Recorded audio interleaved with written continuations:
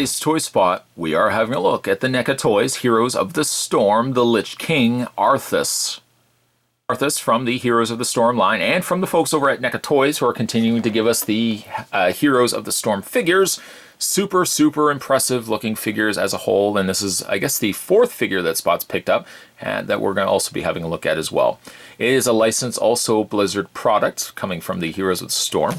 And on the back, other figures available in this wave were Tyrael, the Archangel, as well as the Nova Illidan, which is a much larger figure. Hey, look, Spot's got a feather. Let's move that out of the way. Stitch's Nova Illidan is one of the larger figures. We'll be having a look at him as well. Once the crown prince of Ledorian and protege of the legendary paladin Uther, the Lightbringer, Prince Arthas, fell to darkness. In a desperate bid to save his people, he was corrupted by the cursed blade Frostmourne. Its hatred consuming him, now he serves the Lich King as a Death Knight, eternally bound to his terrible destiny and always a little cold. To check out more from the folks over at NECA Toys, you can go to www.necaonline.com. Spot's going to take a break and get this opened up, but when we come back, we're going to get a better look at the Lich King Arthas. There's more heading away, guys. Don't go anywhere. Stay tuned. With them out of packaging, let's get a better look at the Lich King Arthas. But first things first, let's look at the accessory that comes with him, which I guess is his cursed blade Frostmourne. A spectacular sight to be seen. Not quite the smooth and concise blade that Tyrael would have had. This blade is a little more on the jagged side, kind of abruptly shaped. It doesn't have any consistent blade design to it, just kind of very jagged, very sharp. Texture-wise, look very cool. It's not sharp, luckily. The point's just a little on the pointy side, but really nice. There's a ram horn design that's on the top near the handle of the blade, which carries also over to the other side. I like how the ram horns reach around the handle of the actual handle blade. Really nice touch. Smallest of details too. Let's bring the camera in. Hopefully it still picks it up. It's almost like a skull shape on the top or end of the handle as well. I really like this. I really like this sword quite a lot. Similarly to Tyrael, the handle does come off in order to get it into his hand. So we just grab Arthas here, and you want to take the handle and slide it through, this time from the underside of his hand, as you have to slide it up. This is only the third time that I've done this, and each time seems to just be really a stiff fit. We just want to keep kind of screwing it up until we finally get the extended handle end, and then we can add the tip, or add the actual blade. And there you go. That looks awesome. Look at the sword in his hand. A beautiful looking figure. Spots mentioned this also when he had a look at the Archangel of Justice Tyrael.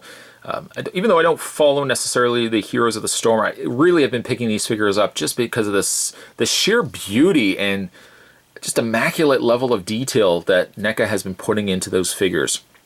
Like, especially when you look at Arthas here, you've got the texturing of the fur kind of cuffs at the bottoms of his legs.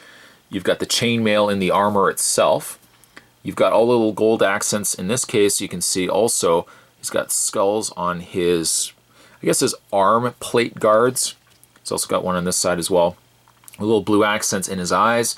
Got blue accents in the eye area of the skulls on his shoulders.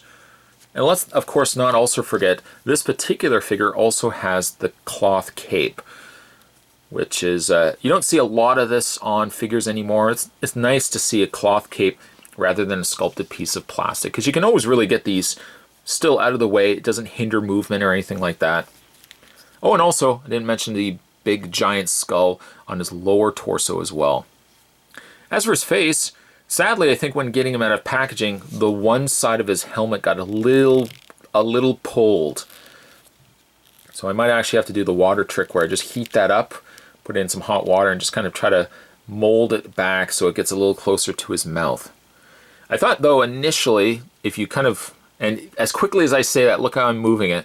If you look underneath, he's got a fully sculpted head underneath his helmet. Though you can't seem to take the helmet off. It's affixed to him. And if you were to able to remove it off, it probably wouldn't be much sculpted on the back. It would just be probably like a peg or a big glob of glue. So I wouldn't advise taking it off, but just really cool that they would have sculpted a face underneath that as well. Presumably, I guess this is his hair that's sticking out also from the sides of his helmet. It's a rubbery plastic, the same way as the shoulder pads are here as well. And a very, I'm trying to think of like, kind of looks very Lord of the Rings actually, doesn't it? The helmet here, with even the extra skull that they've sculpted in at the top there. Yes, you have to admit, even if you don't really follow Heroes of the Storm, this is a really spectacular looking figure. Just kind of putting him to the side, and let's reach in off camera to the other figure that we had a look at from this line. Here is Tyrell, or Tyrell. I guess they work out to be roughly about the same height. Arthas has just a little bit over Tyrell because he's got the additional helmet that sticks a little further up.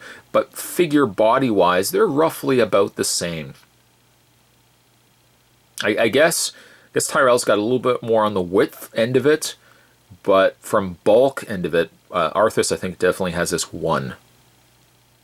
But very complementary pieces. I think I like this one just a little bit more because of its coloring, but takes nothing, though, away from Arthas, who has an outstanding level of sculpt detail to him. Just beautiful-looking figures.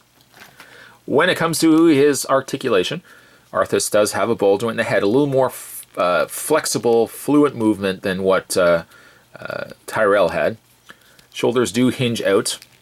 And luckily, his shoulders are the same way as well. They are rubbery, but they are attached from the back rather than attached to the top, so it doesn't hinder movement at all of the arms. He has a swivel point right at the elbow area, which also allows a bend, and he has more clearance than what Tyrell had because he's got an extra little bit of gapped space where that hinge can reside. He's got a rotation in the wrists. He's got an upper torso ball joint. And then finally, for his legs are very, very posable. Both forward, back, out, a swivel at the top cut of the thigh. He's got a hinge at the knee, which also rotates the lower leg. And finally, a rotation and pivot up and down of the foot. I guess it would be kind of cool if these figures had also come with display stands that also had said, you know, Heroes of the Storm across on them. But taking nothing away from the figures themselves, these figures have turned out exceptional. Spot puts these out. Spot enjoys looking at these figures. You know, having a look at the other figures that we had a look at, I still, again, have them out on my display shelf. I don't really, again, follow Heroes of the Storm, but it doesn't mean I can't appreciate an action figure or a superposable figure from NECA. NECA continues to deliver solid outings. And I would say, even if you don't follow this series, don't dismiss, I think, the figure line. Like, once you get it in hand, I think once you physically kind of feel these in hand, you really might end up falling in love with them. Today's Toy Spot, we were having a look at the NECA Toys Heroes of the Storm, the Lich King, Arthas. Stay tuned, guys. Spot's going to have more Toy Spots heading your way. As always, thanks for watching. I'll see you next time.